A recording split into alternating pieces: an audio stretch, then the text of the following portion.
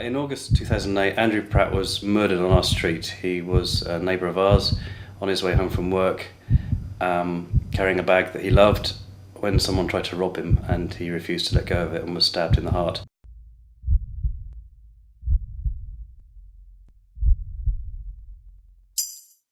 I just got very furious, feeling that the area had been abandoned in some way, and that nobody was saying to us, "I'm really sorry this happened, this is a terrible thing that's happened," that somehow it was meant to normalise for us, and that we were meant to just accept that people got killed outside our front door. When I wrote the email to all the councillors and to the MPs, I've CC'd it to all the rest of the neighbourhood and got an amazing reaction back. Things started from there, the action group started from there. What was really cool is people started coming together and talking, emailing, a chat group was set up. I love the history of London, and I've looked at the history of the area a lot and learned how it grew from hayfields and then was developed as a middle class suburb, and how that didn't work, how that was stolen from it by the railways, which then shot out to the downs, and how the houses were split and the area was full of actors and nurses, and have seen photos of the junction looking amazing with shops with awnings and trams running through. And I know that in the 7 years that I've been here, nothing has happened to improve it. So we decided to set up the Loughborough Junction Action Group with the idea that it wasn't going to be a forum where people talk, but actually a group where people act. Changing Loughborough Junction is going to be a long-term project, but the first thing that we could do that was very immediate was to create some good news where there'd always been a lot of bad news, or as long as I could remember. And that if you could do that, the people that wanted things to change might have the energy to come together and work with each other. During that kind of process, Paul came up with the idea of why don't we do an exhibition on the streets of photographs of people from Loughborough Junction. Because the concept was very simple, it was about showing the people of Loughborough Junction in Loughborough Junction. On Northlands, and it's A1+. We went to Marseille, and in the centre of Marseille there's an area that's not unlike this area. It's very working class, it's a mixture of people who are working, people who aren't working, prostitution, drug problems, and it could be an amazing, beautiful place. It had just got a lot of European money, and as a kind of marker to mark that their area was going to be developed, they'd got a photographer in to photograph people that live in the neighbourhood, and then they pasted their pictures all over the streets and all over the houses. Well, it's an interesting question, really. A2. A2, yeah, our smallest size. Well, it could be A4, but you know. No, A4's too small. I think it's insulting to show pictures of people where their faces are actually smaller than life size. I have a list of names somewhere, and I'll have to look it up. Off the top of my head, I don't know all these people's names. I love that one. It's a great picture, but maybe that higher up. So we just have to put it somewhere where it can't be damaged, like on the front of the studios. And I think it's important they stay in rather than. Well, the issue is they're staying in. Are we actually staying in? Okay, like that into the corner. Yeah, alright.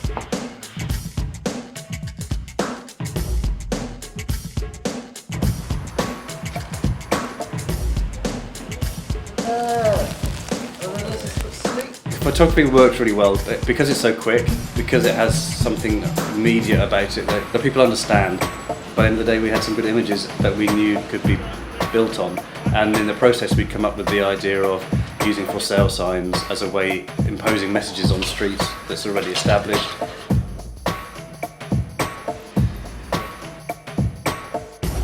Here we go, sitting down off the blue fence, even though we've got permission.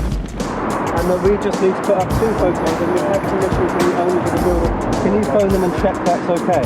Is there any damage to your sign? No. Is there any damage to our pictures? Yes. I take it very personally. I've worked really hard on this, really hard. I've worked about 6 months on this, and you know, I told you, and you're calling me a liar by saying I don't have permission when I do. I spoke to Simon, Yeah. and there's a question of criminal damage. Oh, okay. One second. Luckily, I've got a lawyer here, and he's talking about criminal damage. I'll phone you back in a couple of minutes once I find out what the law is. Okay.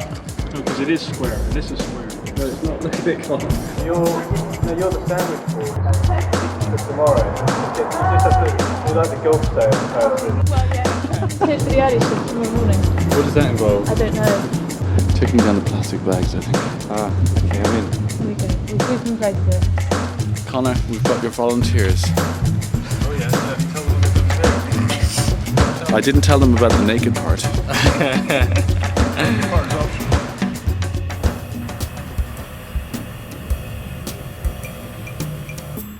So we started arranging photo shoots. We did the first one in my front yard in Southwell Road. We did the final session in Ruskin Park a month later. At one time we came down in the afternoon, we gaffer taped paper to that brown shutter and we shot people in the area. The underlying principles of the exhibition, or the idea, is we just wanted to bring people together so that we can talk to each other, meet each other, and if you want to get involved with anything in the community, this is the start, you know. Day when they were taking it, I said to them, can I be in it? And they said, yes, yes, yes. So I said, okay then.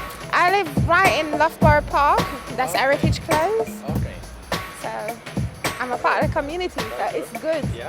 I led the walk round, kind of led the group behind me. I led the first walk round, and I kind of didn't want to talk to people about it. I wanted to just see it, as people were going to be seeing it all weekend.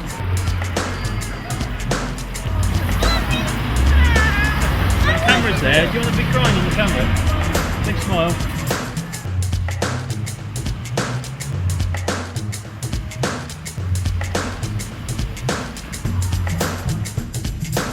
Him volunteered to do the public relations and the press, and just a brilliant job, and we got really good response. On the Saturday morning, Rob Elms talked to Connor on this show, and the BBC came to film. The South London Press and the full-page spread of the exhibition, just better than we could have hoped. Silent Witness was all about this area, and it was all about horrible people stabbing each other, and it gave the most terrible picture of the area, and really they ought to say, come and see really what it's like. BBC are here. Oh, they are, good.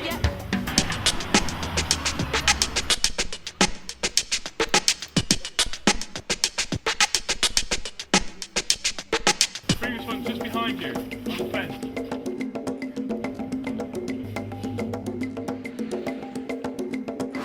But I was expecting him, so I was quite heavily pregnant at the time. I really like the results. Yeah. I like it as well. Yeah. Really like One it. of the best pictures of us both.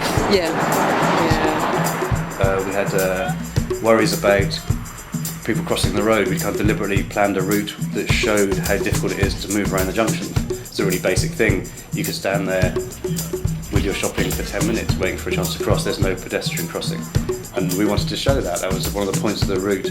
But then people were like, well, that's dangerous and you might be liable for that. You have to think about insurance, and maybe we should get stewards. And I'm like, the minute we get stewards and we're helping people cross the road, then we really are liable. And I've got a photo up here somewhere, but I haven't found it yet, so kind of on the lookout for my picture.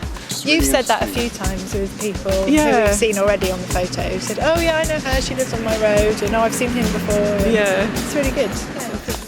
Lots of moments of tension. You don't do a project this complicated with so many things happening without having constant tension. Connor is a delight, obviously. We're both control freaks, and so there were all the clashes that two control freaks have. It was a very odd marriage, I have to say. And luckily Connor's going off to get married to his fiancée next month, so I'm safe in the knowledge that I won't actually have to marry him. If you want something to happen in your community, it can happen. Well, it was really great. I mean, I kind of thought that it would be nice to have the similar kind of things around close to my area. Great chance to wander the streets that I don't normally wander, and see a lot of familiar and unfamiliar faces. The resilience of everyone in the weather, but there's a lot of warmth of feeling. I mean, I'm enjoying it, of course, but what's so good about it is everybody else is enjoying it, and people, and you get all this great feedback. People sort of saying, "Whose idea was this?" It's wonderful. You can live on one street and really have no idea what happens on the next street or the street after that. So in that respect, it's a fantastic opportunity. But we've had just resolutely fantastic comments, not especially from the people who are in it. What it's all about. I don't understand the journal itself. What is it portrait? Knowing the people who live around, what they look like and who they are. It's a good idea. This area called what? Loughborough Junction. It's not Canberra.